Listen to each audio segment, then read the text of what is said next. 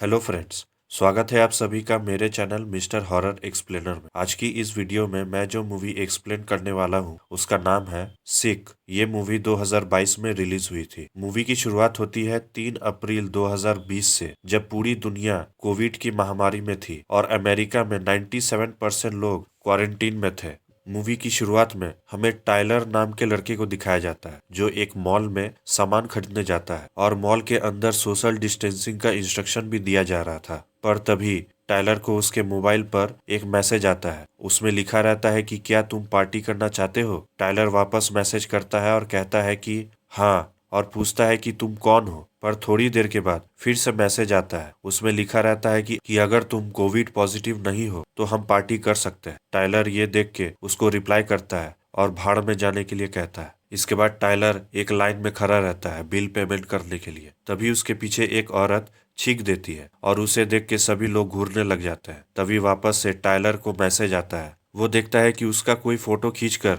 उसे मैसेज किया है और वो जब पीछे देखता है तो उसे पता नहीं लग रहा था कि वो कौन हो सकता है और फिर वो वहां से चला जाता है। गाड़ी में बैठने के बाद उसे वापस से एक अननोन नंबर से कॉल आता है। वो कॉल उठाता है पर उस कॉल में कोई बात नहीं कर रहा था। टाइलर उसे भाड़ में जाने के लिए कहता है और कॉल काट कर गाड़ी स्टार्ट करके वहां से चला जाता है। घर पहुंचने के बाद जब वो अपना सामान निकालता है तो वो देखता है कि उसके सामने वाला दरवाजा खुला हुआ है। वो चेक करने के लिए आगे जाता है पर उसे कोई नहीं दिखता। फिर वो देखता है कि अचानक उसके घर के टीवी अपने आप ऑन हो चुका है। वो टीवी को जैसे ही बंद करने जाता है तभी पीछे से एक किलर आकर उस पर हमला कर देता है। टाइलर अपनी जान बचाने की पूरी कोशिश करता है पर आखिर में वो किलर टाइलर का गर्दन काट कर उसे मार डालता है। इसके बाद अगला सीन दिखाया जाता है जहां हम दो लड़कियों को देखते हैं जिसका नाम पार्कर और मीरी है और वो दोनों अपने क्वारंटीन कंप्लीट करने के लिए एक वेकेशन के लिए जाते हैं। मीरी पार्कर को मास्क पहनने के लिए कहती है पर पार्कर थोड़ी कैजुअल टाइप की लड़की थी और वो मीरी की बात मानकर मास्क पहन लेती है और फिर वो दोनों क्वारंटीन वैकेशन के लिए निकल जाते हैं और रास्ते में हम देखते हैं कि पूरा रास्ता खाली पड़ा हुआ है। फिर वो दोनों एक लेक हाउस पहुंचते हैं। उस लेक हाउस में पार्कर के पिता साल में एक बार आया करते थे। घर पहुंचने के बाद पार्कर के फोन पे एक मैसेज आता है और लिखा रहता है कि क्या तुम लोग मजे करना चाहते हो। पार्कर वापस से मैसेज करती है और लिखती है कि तुम कौन हो। थोड़ी देर के बाद वो दोनों लेक के किनारे रिलैक्स करने के लिए जाते हैं और दोनों अपने दोस्त बेंजी और डीजे के बारे में बात करते हैं। पर तभी पार्कर को फिर से मैसेज आता है और उसमें लिखा रहता है कि पानी में कूदने के लिए। पार्कर ये देख के परेशान हो जाती है और आखिर में उस नंबर को ब्लॉक कर देती है। इसके बाद पार्कर उस पानी में कूद जाती है। फिर थोड़ी देर के बाद जब वो दोनों कपड़े चेंज करके नीचे आते हैं, पार्कर देखती है कि घर का दरवाजा खुला हुआ है। फिर शाम के समय जब दोनों टीवी देख रहे थे तभी बाहर से एक गाड़ी की आवाज आती है। पार्कर एक चाकू लेकर बाहर चेक करने के लिए जाती है पर तभी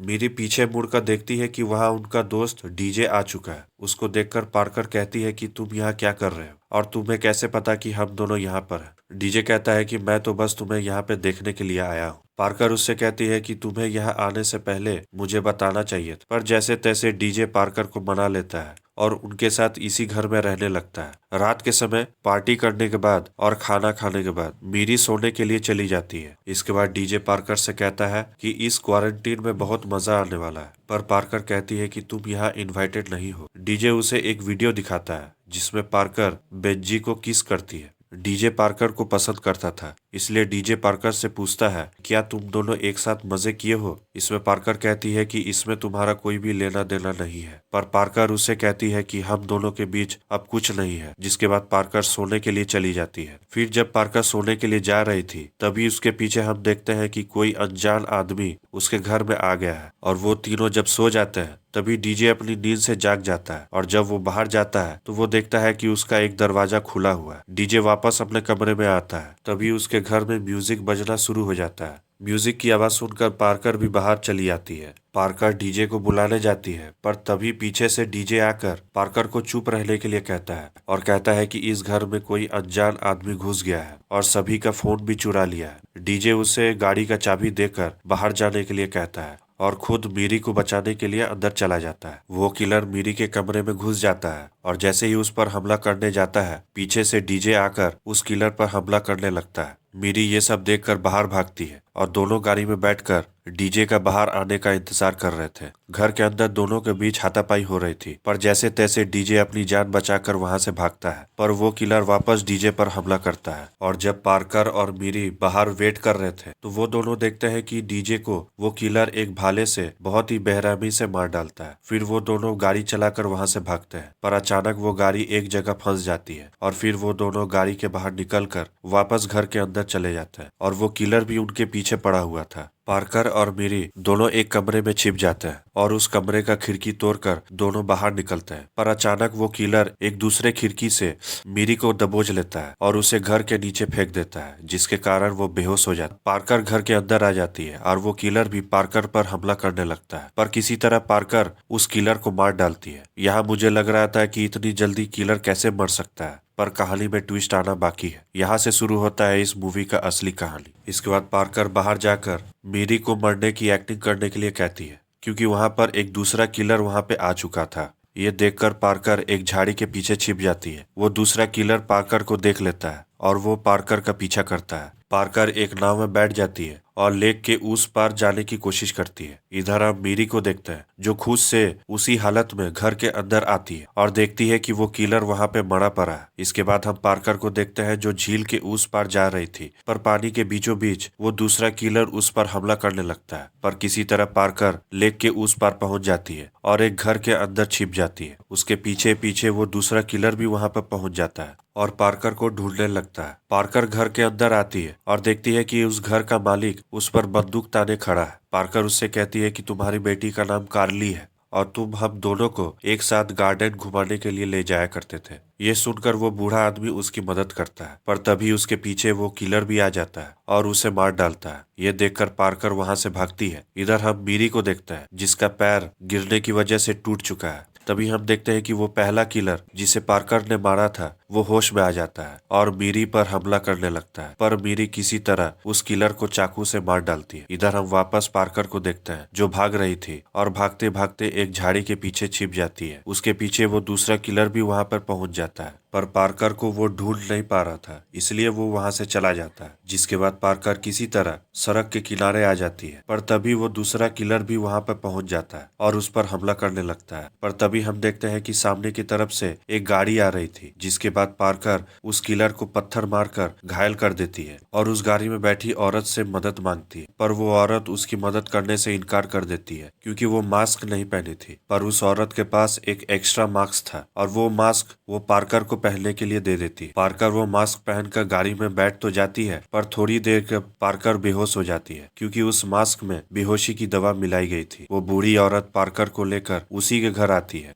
यहाँ अंदर से मीरी बाहर देखती है कि वो दूसरा किलर पार्कर की बॉडी उठाकर अंदर ला रहा था। यह देखकर मीरी एक टेबल के नीचे छिप जाती है। इसके बाद हम देखते हैं कि वो बूढ़ी औरत पार्कर का कोविड टेस्ट करती है। फिर वो दूसरा किलर अपना चेहरा दिखाता है और वो पार्कर से कहता है कि किचन में जिसकी लाश पड़ी हुई है वो मेरा बेटा है। इसके बाद वो बूढ़ी औरत पार्कर से पूछती है कि तुम्हें पता है कि हम यहाँ क्यों आए हैं। उसके बाद उसे वही वीडियो दिखाया जाता है जिसमें पार्कर बेंजी को किस कर रही थी। इधर हम मीरी को देखते हैं, जो चुपके से अपना लैपटॉप उठाकर अपने पास ले लेती है और पुलिस से मदद मांगने के लिए मैसेज करती है। इसके बाद वो बूढ़ी औरत पार्कर से कहती है कि बेंजी जिसे तुमने किस किया था वो मेरा छोटा बेटा था और उस पार्टी में 7 लोग कोविड पॉजिटिव हुए थे, जिसमें कि बेंजी भी कोविड पॉजिटिव हो गया था और अब बेंजी इस दुनिया में नहीं है और ये सब तुम्हारी वजह से हुआ, क्योंकि तुमने ही उसे किस किया था और इसी के चलते उसे कोविड हो गया। पार्कर को कुछ समझ नहीं आ रहा था कि वो क्या बकवास कर रही है और ये जो दूसरा किलर है ये बेंजी का पिता है और वो पार्कर से कहता है कि तुम्हारी वजह से उस पार्टी में सभी लोग इन्फेक्टेड हो चुके हैं और ये भी कहता है कि तुम्हें जिससे कोविड हुआ था उसका नाम टाइलर मर्फी है, जिसे हम मूवी की शुरुआत में हम देखे थे और इसीलिए वो किलर उसे मारा था और उसे जो किलर मारा था वो यही लोग थे। पार्कर ये सब सुनकर कहती है कि मैं कोविड पॉजिटिव नहीं हूँ, पर वो बूढ़ी औरत कहती है कि तुम कोविड पॉजिटिव हो। तभी वो दूसरा किलर देखता है कि उस घर का वाईफाई ऑन है और कोई उस वाईफाई को यूज कर रहा है। वो जाकर उस वाईफाई मशीन को तोड़ देता है। बूढ़ी औरत कहती है कि शायद इसकी दोस्त वो वाईफाई यूज कर रही है, पर वो दूसरा किलर कहता है कि वो तो मर चुकी है। बूढ़ी औरत कहती है कि जाकर चेक करने के लिए कि वो मरी है कि नहीं। इसके बाद पार्कर बूढ़ी औरत से कहती है कि तुम बच नहीं सकती क्योंकि यहाँ पुलिस कभी भी आ सकती है। पर तभी हम देखते हैं कि मेरी उस बूढ़ी औरत पर हमला कर देती है और उसे बेहोश कर देती है। फिर वो दोनों वहाँ से भागते हैं। इसके बाद वो दूसरा किलर पार्कर और मेरी को ढूंढता है। फिर अचानक पार्कर पीछे से हमला करके उस किलर को नीचे फेंक देती है, जिसके कारण वो किलर वहीं पे मर जाता है। इसके बाद पार्कर और मेरी को लग रहा था कि अब हम बच चुके हैं और दोनों घर के बाहर जाते हैं और एक गैरेज के अंदर जाकर गाड़ी स्टार्ट करने की कोशिश करते हैं। पर तभी अचानक वो बूढ़ी औरत वहां पर आ जाती और पार्कर पर हमला करने लगती है। हमला करते समय मेरी को एक लाइटर मिलता है, जिससे कि वो बूढ़ी औरत को वो जिंदा जला देती है। वो बूढ़ी औरत उस जलने की हालत में बाहर दौड़ने लगती है और फिर थोड़ी दूर जाने के बाद वहीं पे मर जाती है। और इसके बाद वहां पे पुलिस भी आ जाती है और इसी के साथ ये मूवी यहीं पे खत्म हो जाती है। ये पूरी मूवी कोविड महामारी के ऊपर बनाया गया है और दिखाया गया है कि छोटी सी गलती के चलते कैसे एक इंसान की जान जा सकती है। होप करता हूँ कि आपको ये वीडियो का एक्सप्लेनेशन अच्छा लगा हो, और अगर अच्छा लगा है तो लाइक जरूर कीजिएगा और सब्सक्राइब जरूर कीजिएगा इसी तरह की मूवी एक्सप्लेनेशंस के लिए। मिलते हैं नेक्स्ट वीडियो में।